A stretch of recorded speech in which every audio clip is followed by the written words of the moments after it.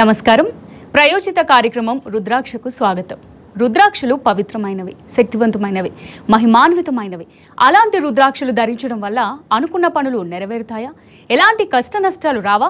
అడ్డంకులు తొలగిపోతాయా? అసలు రుద్రాక్ష ప్రాముఖ్యత ఏంటి అనే విషయాలు ఈ కాలంలో చాలా మందికి తెలియదు. అలాంటి రుద్రాక్షలకు సంబంధించిన పూర్తి వివరాలను తెలియజేయడానికి ప్రముఖ రుద్రాక్ష నిపుణులు, వేదగణిత శాస్త్రవేత్త, ఎన్నో జాతీయ అంతర్జాతీయ అవార్డుల గ్రహీత డాక్టర్ పాండురంగారావు గారు మన స్టూడియోలో ఉన్నారు. వారిని అడిగి మరిన్ని వివరాలు తెలుసుకుందాం. నమస్కారం గురువు గారు. నమస్కారం అమ్మా. ఓం నమ శివాయ. సో ప్రతి వారం లాగానే ఈ వారం మాకు ఏ మోటివేషనల్ స్టోరీ చెప్పుకోవాలి. ఈ వారం కూడా ఒక అడవిలో ఒక సింహం అప్పుడే ప్రసవానికి సిద్ధమైంది, ప్రసవించింది. ప్రసవ తర్వాత సింహం అక్కడ చనిపోయింది. చనిపోయిన తర్వాత బిడ్డ ఒంటరిగా ఒక సింహం పిల్ల అక్కడ ఉంది. అట్నుంచి ఒక గొర్రెల బంద వెళుతోంది. సరే, పిల్లని చూసి అప్పుడే పుట్టిన పిల్ల వీటిల్లో చేర్చుకుంటాయి, కలుపుకుంటాయి. చక్కగా తన వాటి పిల్లల్లాగే అన్నిటికీ సమానంగా అవి చూసుకుంటున్నాయి అనమాట. అన్నిటి పిల్లలాగా చక్కగా ప్రేమగా అది అన్నిట్లో కలిసిపోయింది. అలాగే పెరుగుతోంది వాటితో పాటు. సింహం ఎలా ఉంటుందో దానికి తెలియదు. ఈ గొర్రెలు తప్ప ఇంకే జంతువు కనిపించట్లేదు. ఆ మందలోనే అవి ఉంటున్నాయి. రోజు అవి ఎలా నడిస్తే ఇది అలాగే నడుస్తుంది. ఎక్కడికి వెళితే అక్కడికి వెళుతుంది. ఏమి తింటే అంటే ఇంకొక ఆహారం ఏం దొరకదు కదా దానికి. ఏం తింటే అదే తింటుంది. అలాగే పెరుగుతుంది. వాటి ఆప్యాయత మధ్య పెరిగి పెద్దదవుతుంది.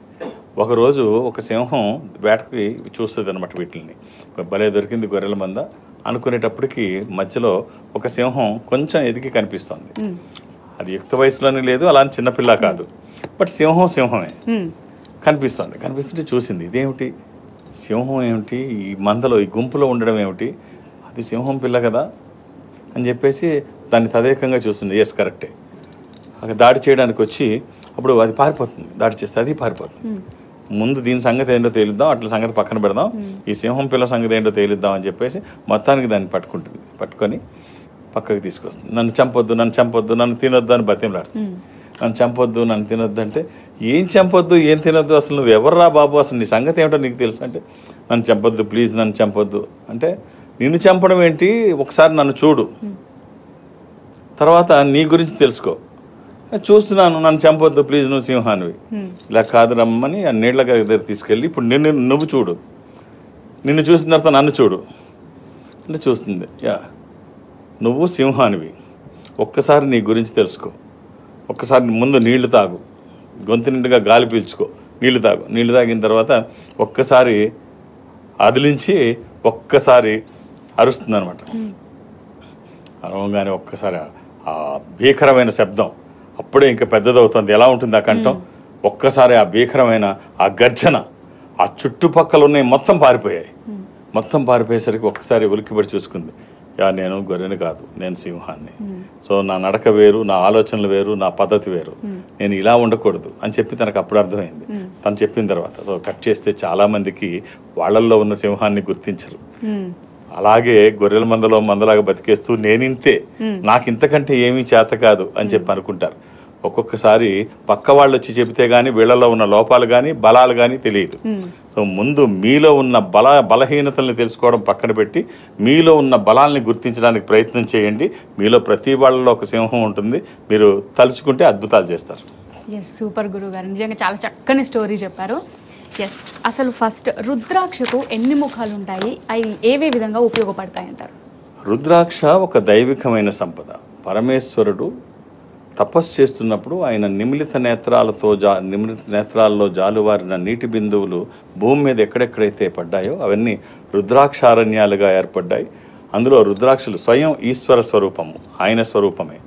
సో మానవులకి ఇది ఒక ఆధ్యాత్మిక సంపదగా పరమేశ్వరుడు అందించినప్పుడు దేవతలందరూ వచ్చి, అయ్యా ఇంత గొప్ప సంపద మాకు ఇవ్వకుండా మానవులకు ఇస్తున్నావు, మమ్మల్ని కూడా ఇందులో ఇన్వాల్వ్ చేయి అని అడిగితే తప్పకుండా అలాగే మీరు కూడా భాగస్వాములు కండి.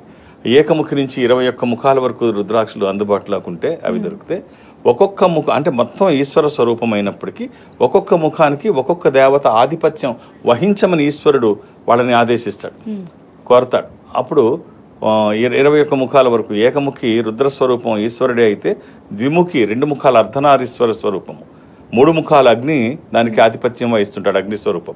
చతుర్ముఖ బ్రహ్మ, మళ్ళీ పంచముఖి పంచభూతాత్మకుడైన ఈశ్వరుడు, అలాగే అలాగే కాలాగ్ని స్వరూపం కూడా అది. 6 ముఖాలు షణ్ముఖి కార్తికేయ స్వరూపం, సప్తముఖి లక్ష్మీ స్వరూపం, అష్టముఖి గణపతి, నవముఖి అమ్మవారు, ఇలాగ దశముఖి విష్ణు, ఏకాదశముఖి ఏకాదశ రుద్రస్వరూపం, ద్వాదశముఖి ద్వాదశాదితి, ఇలాగా 21 ముఖాలు వరకు ఒక్కొక్క దేవత ఆధిపత్యం వహిస్తూ ఈశ్వరానుగ్రహంతో పాటు ఆ దేవత యొక్క కృప కూడా ఈ దారుణం ధరించేటువంటి వాళ్ళకి కలుగుతుంది అని చెప్పి ఈశ్వరుడు చెప్తాడు. అందుకనే రుద్రాక్ష ఎక్కడ ఉంటే అక్కడ అన్ని సంపదలు ఉంటాయి. ప్రపంచవ్యాప్తంగా మీరు ఎక్కడైనా గమనించండి, ఈ ధర్మాన్ని సాంప్రదాయాన్ని నమ్మి ఉన్నతంగా ఉండేటువంటి వాళ్ళు ఇంట్లో గమనిస్తే ఆ ఇంటి యజమాని మెడలో అయినా రుద్రాక్ష ఉండాలి, లేకపోతే ఆ ఇంటి పూజా మందిరంలో అయినా రుద్రాక్ష ఉండాలి. ఎందుకు అంటే రుద్రాక్ష ఎక్కడ ఉంటే అక్కడ అన్ని సంపదలు ఉంటాయి. ఎక్కడ ఉంటే అక్కడ అన్ని సంపదలు ఉంటాయి. అంటే అది స్వయం ఈశ్వర స్వరూపము. శంకరుడు అంటే శుభములు కలగజేయువాడు అని నిఘంటు అర్థం. కాబట్టి ఆయన ఎక్కడ ఉంటే అక్కడ సంపదలు ఉంటాయి. ఎస్, ఓకే గురుగారు, మన కాలర్ రెడీగా ఉన్నారు హైదరాబాద్ నుంచి. నమస్తే సుభాష్ గారు. చెప్పండి గురుగారితో మాట్లాడండి. సుభాష్ గారు, ఓం నమ శివాయ. ఓం నమ శివాయ. 1 February Hyderabad 7 to 7:30 AM. Date of birth clear గా కొంచెం చెప్పండి. 9/1 జనవరి 9, రైట్? ఏమంతేనా? జనవరి 9 ఫిబ్రవరి 1987. 1997. ఓకే, 87 అండి. 1987. ఒకసారి మంత్ డేట్ ఒకసారి క్లియర్ గా చెప్పారా సుభాష్ గారు? 7 to 7:30 AM అండి. 7 to 7:30 AM time. Okay, me month అలాగే మీ డేట్, బర్త్ డేట్ అది ఒకసారి క్లియర్ గా చెప్పారా? 1 ఫిబ్రవరి 1987. ఫిబ్రవరి. ఆ డేట్ ఫస్ట్ అమ్మా. ఫిబ్రవరి 1. సుభాష్ గారు చెప్పండి సార్. ఆదివారం పుట్టినట్టు తెలుసా అండి? గుర్తులేదండి. సండే పుట్టినట్టు తెలుసా సుభాష్ గారు? చెప్పండి సార్. కొంచెం మీరు ఆదివారం పుట్టారు ఈ డేట్ ఆఫ్ బర్త్ ప్రకారంగా. అది అమావాస్య తర్వాత రోజు, పాడ్యమి, శుక్లపక్షము. హలో, వింటున్నారా? వింటున్నామండి, చెప్పండి. అది మకర రాశి. ఓకే, ఏం చేస్తున్నారు మీరు? ఇప్పుడు ప్రైవేట్ చేస్తున్నాండి. ప్రైవేటే అండి, అన్ని ప్రైవేటే. 97% ప్రైవేటే. అందులో ఏమిటి, గవర్నమెంట్ చాలా తక్కువ ఉంటాయి. అవును. ఏం చేస్తున్నారు? బట్టల షాప్లో చేస్తాడు. బాగుందా? కంఫర్ట్ గానే ఉందా? లేదండి, దానికే ఇబ్బంది అవుతుంది. అందుకని ఈయన మంచిగా వదిలిపెట్టుకుంటున్నాడు, పనికిరాని పట్టుకొని తిరుగుతున్నారు. అందరూ మంచిగా చేసుకుంటున్నారు, మీరు అక్కడే ఉన్నారు. ఒకసారి ఆలోచించండి సుభాష్ గారు. చాలా మంది ఇలాగే అనుకుంటారు, ఎన్నాళ్ళైనా నేను ఇలాగే ఉన్నాను, నాలో ఎలాంటి అభివృద్ధి చెందలేదు, ఇంక నా జీవితంలో మార్పు రాదా? మీరు ఆలోచిస్తే వస్తుంది. ఇలాగే ఉంటే అలాగే ఉంటారు. ఇప్పుడు బట్టల షాప్లో చేస్తున్నారు, లేకపోతే ఒక కార్ డ్రైవింగ్ చేస్తున్నారు. మీ ఓనర్ సడన్గా 20,000 ఇచ్చే జీతం 2 లక్షలు అయితే ఇవ్వడు కదా. మీకు పెళ్ళవుతుంది, పిల్లలు ఉంటారు, వాళ్ళు పెరుగుతూ ఉంటారు, మీ ఖర్చులు పెరుగుతూ ఉంటాయి, వాళ్ళతో పాటు ప్రపోర్షనేట్గా అన్ని అవసరాలు పెరుగుతూ ఉంటాయి. అలాగని చెప్పి మీకు ఆదాయం అంత ఇవ్వరు కదా, ఏదో ప్రపోర్షనేట్గా కొంచెం పెంచుతారు, 10% 5%. అదేం అద్భుతాలు చేయదు. సో మార్పు ఏమీ రాదు. మార్పు రావాలంటే మీరు ఆలోచించాలి ఖచ్చితంగా. మీ దగ్గర సమయం ఉంటుంది, ఇది చేస్తూ ఎంతో కొంత రిస్క్ లేకపోతే లైఫ్ నథింగ్. ఇప్పుడు రిస్క్ లేకుండా జీవితం అనేది ఉండదు. మనం బయటకు వస్తాం, వెనక నుంచి ఏదో బండి వచ్చి కొట్టేయచ్చు, రిస్కే కదా. మా హెడ్ ఎక్కువ ట్యాబ్లెట్ వేసుకుంటాం, దాంట్లో ఎంతో కొంత రిస్క్ ఉంటుంది. ఏమీ లేకుండా జీవితం ఎంతో కొంత, మీరు కొంతైనా చేయకపోతే, మీకోసం కొంతైనా చేయకపోతే ఎలా? మీ మీద ఆధారపడిన వాళ్ళు, మిమ్మల్ని నమ్ముకుని ఉన్న వాళ్ళు ఇంటి దగ్గర ఉంటారు. ఇలాగే ఎంతకాలం కొనసాగుతారు? ఇంకేదన్నా రెండో ఇన్కమ్ అంటే మల్టిపుల్ ఇన్కమ్ సోర్సెస్ అయితే అవసరం. యాక్టివ్ ఇన్కమ్, ప్యాసివ్ ఇన్కమ్ రెండూ అవసరం. ఇవాళ కరోనా వచ్చి చాలా నేర్పేసి వెళ్ళిపోయింది. డబ్బు లేకపోతే మన పరిస్థితి ఏమిటో. ఖచ్చితంగా మనం సంపాదన అనేది అవసరం. ఆలోచించండి. మీరు అక్కడ పని చేయగా మీ దగ్గర సమయం ఉంటుంది. ఆ పని చేస్తూ మీ దగ్గర ఉన్న సమయాన్ని, అది గంట కావచ్చు, అరగంట కావచ్చు, ఎంత కావచ్చు, దాన్ని మనీగా ఎలా కన్వర్ట్ చేయాలి ఆలోచించండి. Nothing is impossible. మనం ఆలోచన చేస్తే ఆలోచనలోంచి ఏమైనా ఆవిర్భావాలు వస్తాయి. మనం ఏమీ లేకుండా ఇలా కొనసాగితే ఎంతకాలమైనా అలా కొనసాగుతూ ఉంటాం. నాలో మార్పు రాలేదంటే ఎందుకు వస్తుంది? ముందు మీ ఆలోచనలో మార్పు రండి, మీ ప్రయత్నం. My name is Tenzin Jamyang and I am a rock climber and co-founder of Surufest. So a big part of climbing is hiking, because most of the rocks are out there in the wilderness, and exploration and unpredictability go hand in hand. So when you're out there in nature, I feel it's very important to carry reliable gear, so that if I'm in any kind of situation, I can rely on my gear. అయినా ఉంటే ఆ పని తేలిక అవుతుంది, ఇంకొంచెం మంచి ఇది కూడా వస్తుంది, ఫలితం కూడా వస్తుంది. అదే మనం చేస్తున్న పనికి దైవికమైన సహకారం తోడైతే ఇంకా బాగుంటుంది. కాబట్టి ఇది జస్ట్ ఒక సపోర్ట్ తీసుకోండి, ఆ వచ్చే ఫలితం ఒక అద్భుతం అయితే ఆశ్చర్యపడక్కర్లేదు. All the best. Yes, okay గురుగారు. నెక్స్ట్ కాలర్ సిద్ధంగా ఉన్నారు నల్గొండ నుంచి. నమస్తే వెంకన్న గారు. నమస్కారం అండి. గురుగారితో మాట్లాడాను. వెంకన్న గారు నమస్కారం గురువు గారు. ఓం నమః శివాయ. మా అబ్బాయి గురించి తెలుసుకోవాలండి. డేట్ ఆఫ్ బర్త్ ఇస్తారా? 29/4. 29/4. 2000 సంవత్సరం. 2000. 2000 2000 తర్వాత ఏమైనా ఉందా? లేదండి, 2000. 2000 అక్కడతో ఆపేశారు. రైట్. శనివారం పుట్టినట్టు తెలుసా అండి? అవునండి, తెలుసండి. ఎంతమంది పిల్లలు? 2 అండి, అమ్మాయి ఒక అబ్బాయి. ఆ రోజు ఏకాదశి కూడా, బహుళ ఏకాదశి, కృష్ణపక్ష ఏకాదశి. ఇది కుంభరాశి. రైట్ అండి. ఎవరిది ఇది? అబ్బాయిదా? అవునండి. ఏం చేస్తున్నాడు ఈ అబ్బాయి? చక్కగా విదేశాలకు వెళ్ళే అవకాశం ఉంది. బిఎస్సి నర్సింగ్ అండి. వాళ్ళకి అవకాశాలు ఉంటాయి. Nothing but doctor. బయట వాళ్ళకి ఛాన్సెస్ ముఖ్యంగా మిడిల్ ఈస్ట్లో ఎక్కువ అవకాశాలు ఉంటాయి. మిడిల్ ఈస్ట్ కంట్రీస్లో బాగా ఎక్కువ, అలాగే యూరప్లో కూడా. రైట్ అండి. ఒక్క రుద్రాక్ష చెప్తాను, వీలైతే వేయండి. త్రయోదశముఖి రుద్రాక్ష, 13 ముఖములు కలిగిన ఈ రుద్రాక్ష ఇంద్ర రుద్రాక్ష, రూలింగ్ రుద్రాక్ష, కమాండింగ్ రుద్రాక్ష. అనుకున్నది సాధించడానికి, సంకల్పం సిద్ధించడానికి, కోరికల సాఫల్యం కోసం జాతకపరంగా అవసరమైంది కూడా త్రయోదశి. అది కుదరకపోతే దాని తర్వాత ద్వాదశి. ఈ రెండిట్లో ఏదైనా ఒకటి. అలా అని ఏది పడితే అది వేయకండి. దురదృష్టం, రుద్రాక్షల్లో 100కి 99 నకిలీయే ఉంటాయి. ఒక్కటైనా మంచిది వేయగలిగితే ఆ ఫలితం ఒక అద్భుతం. All the best. ఎస్ గురువుగారు, అంటే ఒక డౌట్, అంటే ఒక కుటుంబంలో మనం చూసుకున్నట్టయితే చాలా మంది కూడా కుటుంబంలో ఒకరు ధరించిన రుద్రాక్షమాలను ఇంకొకరు ధరిస్తుంటారు. అది మంచిదే అంటారా? అలా ధరించవచ్చు అంటారా? అలా ధరించడానికి లేదు. ఇది ఒక స్పిరిచువల్ ప్రాపర్టీ.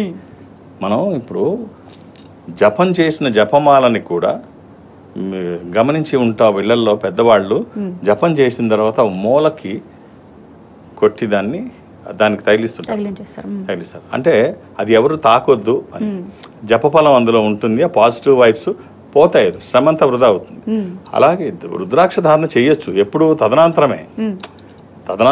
తండ్రి ధరించింది కొడుకు, కొడుకు ధరించింది మనవడు, అలా వేసుకోవచ్చు. అంతేగాని ఒకళ్ళు ధరించింది ఇంకోళ్ళు వేసుకోరు. ఎందుకంటే వాళ్ళ గోత్రనామాలతో అభిషేకం చేసి వేసుకుంటాం. అది మనది. అది మనదైన తర్వాత మనం ఉన్నంత వరకు మనతోనే ఉంటుంది. దానికి ఎప్పుడూ ఉండొచ్చు, ఏ కండిషన్లో అన్నా ఉండొచ్చు. అప్పుడు ఇప్పుడని లేదు, ఎప్పుడైనా ఉండవచ్చు. నీ ఆహార నియమాలతో వీటికి సంబంధం లేదు. నీ శరీరంలో భాగంగా ధరించవచ్చు. నువ్వు ఉన్నంత కాలం నీతో ఉంటుంది, అలా ధరించవచ్చు. ఓకే, ఇంకొకటి అంటే ఇప్పుడు యూత్లో చూసుకున్నట్టయితే కమ్యూనికేషన్ స్కిల్స్ అనేవి చాలా ఇంపార్టెంట్ అని అంటారు. అసలు యూత్ ఏ విధంగా వాడుతున్నారంటారు వాటిని? అది లేకపోతే అసలు భవిష్యత్తు ఉండదు. చాలా మంది పాపం వాళ్ళు చెప్పదలుచుకునేది చెప్పలేకపోతే, వాళ్ళు అడగాలన్నది అడగలేకపోతే ఎదురు వాళ్ళకి ఎలా కమ్యూనికేట్ చేయవుతుంది? ఖచ్చితంగా తెలియకపోతే ఎక్కడున్న వాళ్ళు అక్కడే ఉంటాం. సో ఒక చిన్న కథ చెప్తాను. కథలు ఎందుకు చెప్తూ ఉంటానంటే ఇది ఈజీగా రీచ్ అవ్వడం కోసం.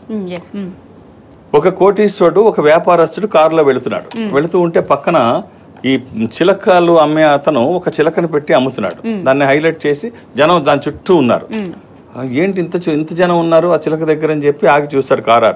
కారు ఆపి చూస్తే ఇది 13 భాషలు మాట్లాడుతుంది, దీని ఖరీదు 10 లక్షలు. ఈ చిలక 13 భాషలు మాట్లాడుతుంది, దీని ఖరీదు 10 లక్షలు అని చెప్తే చూస్తాడు. అద్భుతంగా ఉంది చిలక. సరే, ఆ చిలకని 10 లక్షలు పెట్టి తీసుకొని ఇంటికి పంపించి, ఇది ఇంటి దగ్గర ఇచ్చేసాయి, నేను ఆఫీస్కి వెళ్ళిపోతున్నాను కదా అని పిఏకి ఇచ్చి ఇంటికి పంపించేస్తాడు. తనతో పాటు ఆఫీస్కి ఎందుకు ఇది ఇంటికి పంపిస్తాడు. ఇంటికి పంపించి సాయంత్రం అన్ని ఆఫీస్ పనులు అయిపోయిన తర్వాత ఇంటికి వస్తాడు. ఇంటికి వచ్చిన తర్వాత మామూలుగా భోజనం అది అయిన తర్వాత మార్నింగ్ ఒక చిలకను పంపించాను, ఏది ఇప్పుడు మీరు తిన్నది అదే అంటుంది. తినడం ఏమిటి, అసలు ఏం మాట్లాడుతున్నావు అంటే, మీరు పంపించింది దేనికి, వండడానికి కాదా అని అడిగింది. వండడానికి ఏమిటి, అది 13 భాషలు మాట్లాడద్ది, అది 10 లక్షల రూపాయలు దాని ఖరీదు అంటే దాని దుంపదగా 13 భాషలు మాట్లాడుతుంది కదండి. ఒక్క భాషలో అయినా నేను ఫలానా అని చెప్పాలి కదా. చెప్పకపోతే నాకేం తెలుస్తుంది? మీరు మధ్యాహ్నం పంపించారు, పొద్దున పంపించారు, రాత్రి కూరలోకి ఏమో అనుకొని నేను వండేశాను. సో ఇది కమ్యూనికేషన్. చెప్పకపోతే ఏమైనా జరుగుతుంది. నీకు ఏం కావాలన్నో అడగకపోతే నీకు రాదు. నువ్వు చెప్పదలుచుకుని చెప్పకపోతే ఎదరవాడికి తెలియదు. కాబట్టి అది లేకపోతే, కమ్యూనికేషన్ స్కిల్స్ డెవలప్ చేసుకోకపోతే నీ దగ్గర ఎంత నాలెడ్జ్ ఉన్నా అది అంతే అక్కడే ఉంటుంది. దానివల్ల ఎలాంటి ఉపయోగం నీకు కానీ సమాజానికి కానీ ఉండదు. ముందు నువ్వు డెవలప్ చేసుకోవాల్సింది ఏంటంటే నీలో ఏముందో నువ్వు ఖచ్చితంగా అది కమ్యూనికేట్ చేయాల్సిందే. ఇది లేకపోతే ప్రమాదం. ఏం నాలెడ్జ్ ఉన్నా ఎంత ఉన్నా ఉపయోగం లేదు.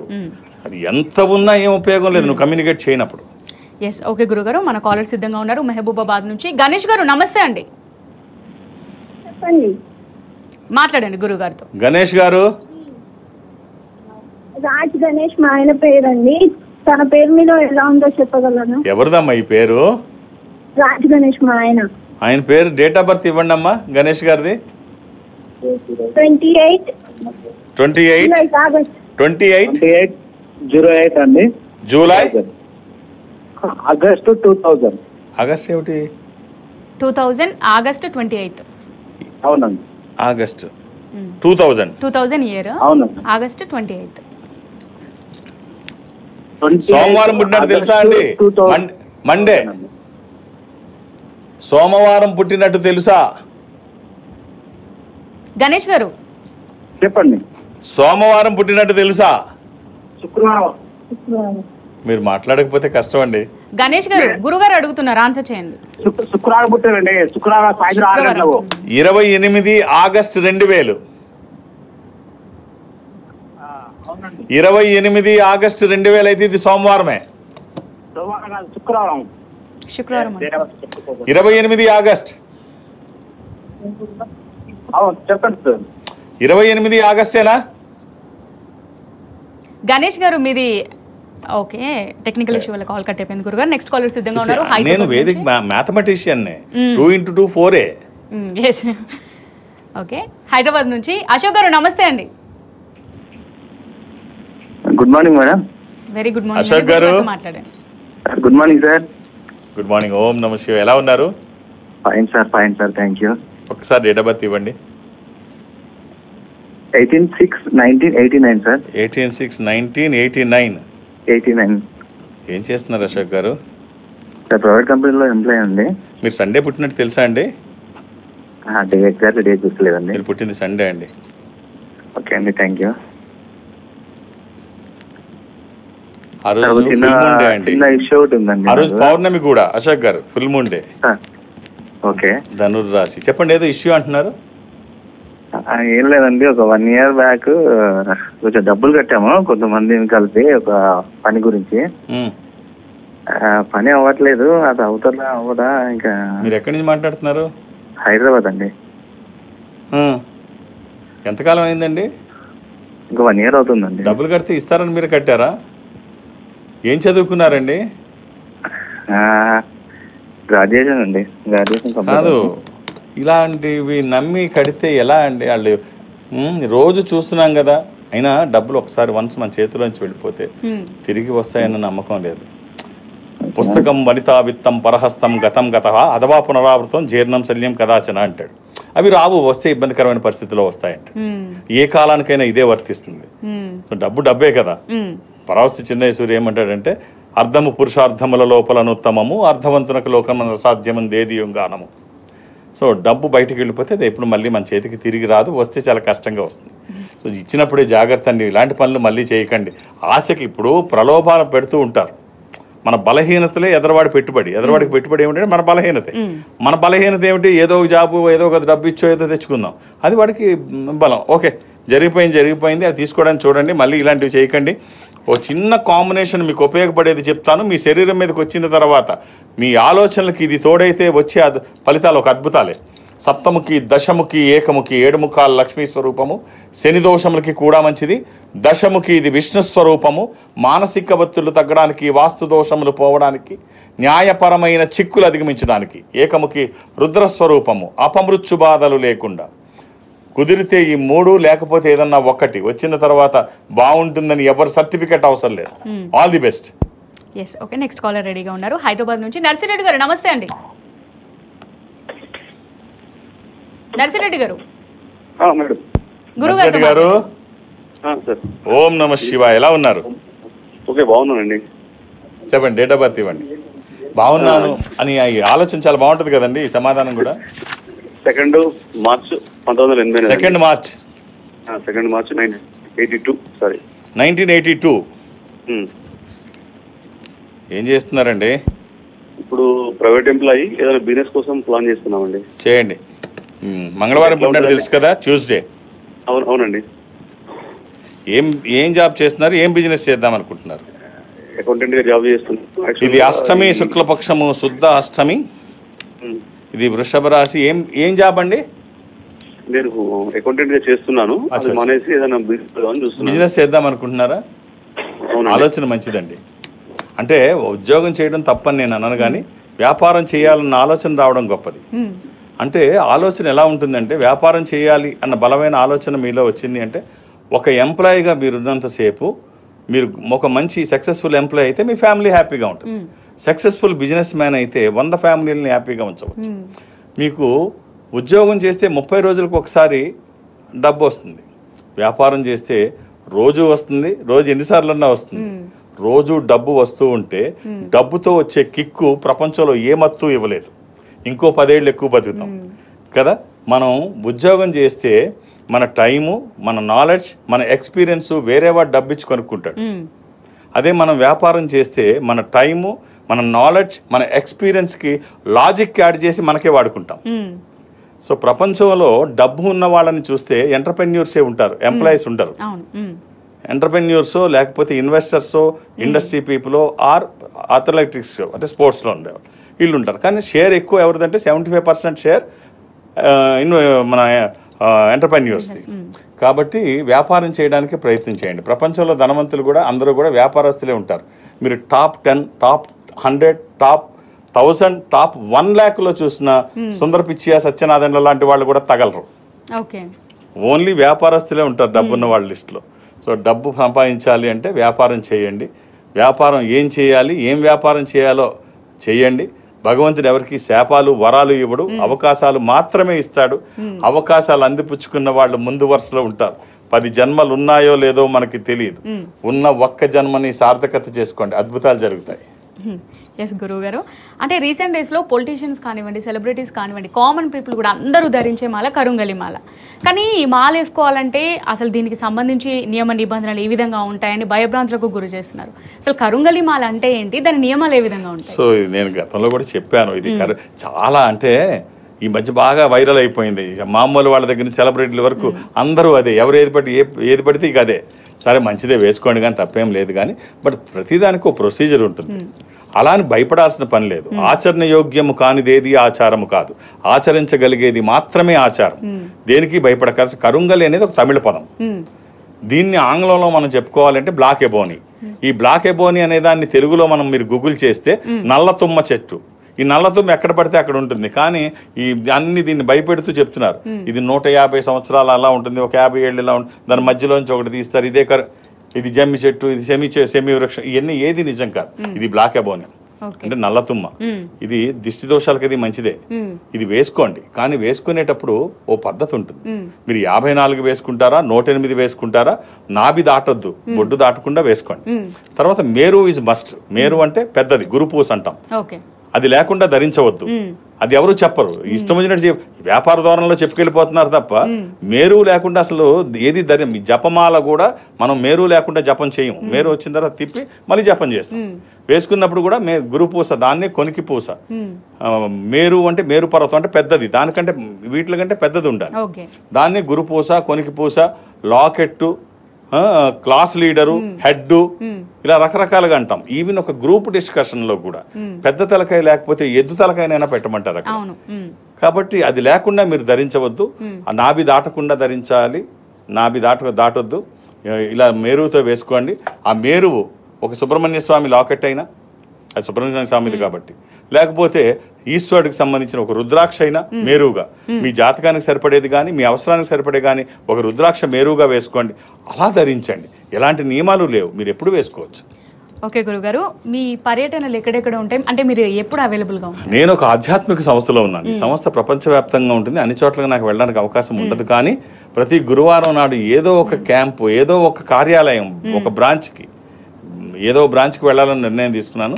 అది కూడా దక్షిణ భారతదేశం నేను అటెండ్ అవుతాను, సౌత్ ఇండియాలో. ఈ సౌత్ ఇండియాలో ఒక వారం ఒకటి వేరే గురువారం థర్స్డే. ఇప్పుడు నేను కమింగ్ థర్స్డే నేను తిరుపతిలో ఉంటాను. తిరుపతిలో గురువారం నాడు అక్కడ ఉంటాను, మా తిరుపతి కార్యాలయంలో. నన్ను కలవాలనుకుంటే మీరు 2-3 పేర్లు నమోదు చేయించకండి. చాలా రోజుల తర్వాత నేను తిరుపతి వెళ్తున్నాను, ఒక్కొక్క పేరే నమోదు చేయించండి. నాకు అక్కడ ఒత్తిడి ఉంటుంది. అలాగే నన్ను హైదరాబాద్లో కలవడానికి నేను ఎవరికి అపాయింట్మెంట్స్ ఇవ్వను, ఏ రికమెండేషన్ తీసుకోను. నన్ను కలవడానికి ఇవేమీ అవసరం లేదు, నేను ఉన్నప్పుడు వస్తే చూసేస్తాను. అలాగే దూర ప్రాంతాల నుంచి కూడా ఇక్కడ వరకు రావక్కర్లేదు. ఈ సంస్థ అన్ని చోట్ల ఉంటుంది ప్రపంచవ్యాప్తంగా. నేను సౌత్ ఇండియా అటెండ్ అవుతాను, దక్షిణ భారతదేశం. ఈ దక్షిణ భారతదేశంలో మీరు ఎక్కడైనా ఈ సంస్థకి దగ్గరగా ఉంటే, అంటే ఉదాహరణకి మీరు బెంగళూరులో ఉన్నారనుకుందాం, ఈ సంస్థ బెంగళూరులో ఉంటుంది, ఇన్ఫాంట్రీ రోడ్లో. మీరు అక్కడికి వెళితే మా స్టాఫ్ ఒక స్పెషల్ స్క్రీన్ ముందు మిమ్మల్ని కూర్చోబెడతారు. అటు మీరు ఇటు నేను ఎదురుబెదురుగా మనం కూర్చొని మాట్లాడుకునేటువంటి అవకాశం వాళ్ళు కల్పిస్తారు. మాట్లాడే ప్రయత్నం నేను చేస్తాను. అది చెన్నై కావచ్చు, బెంగళూరు, విశాఖపట్నం, విజయవాడ, తిరుపతి, రాజమండ్రి, శ్రీశైలం, వేములవాడ, కాళహస్తి, ఏదైనా కావచ్చు. మీరు అక్కడికి వెళ్తే వాళ్ళు నాతో మాట్లాడిస్తారు. మాట్లాడే ప్రయత్నం నేను చేస్తాను. ఆ విధంగా నాతో మాట్లాడినా, డైరెక్ట్గా హైదరాబాద్ వచ్చి నన్ను కలిసినా, లేదు రేపు గురువారం నాడు తిరుపతిలో నన్ను కలవాలని అనుకున్నా, ఒక్కొక్క డేట్ ఆఫ్ బర్త్ ఇవ్వండి, అర్థం చేసుకొని సహకరించండి. రైట్, థ్యాంక్ యూ గురువు గారు. రుద్రాక్షలకు సంబంధించి ప్రతిదీ కూడా కాలర్స్తోని కానీ మీరు ప్రతిదీ చాలా చక్కగా వివరించారు. Thank you so much. ఓం నమః శివాయ. ఇది వాళ్ళ రుద్రాక్ష కార్యక్రమం. నమస్తే.